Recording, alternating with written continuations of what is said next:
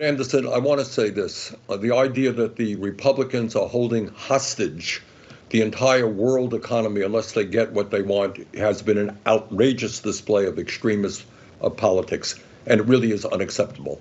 And the second point that we have to appreciate is that right now in America, you got a middle class which is shrinking. You got 60% of our people living paycheck to paycheck.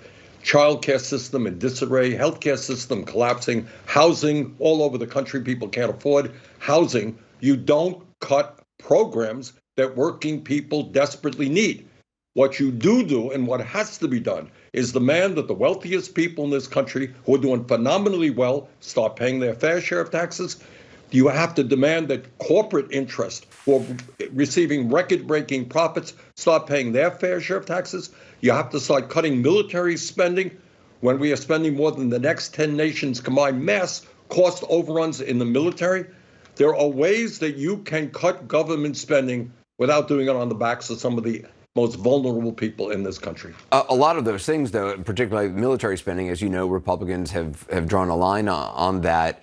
Where is the negotiation from if you were running these negotiations? What is the give? Well, Anderson, it's not good enough for them to say, oh, we get huge campaign contributions from billionaires. We don't want to tax them. Oh, we love the military-industrial complex. We don't want to cut military spending off the table. Well, it's not off the table.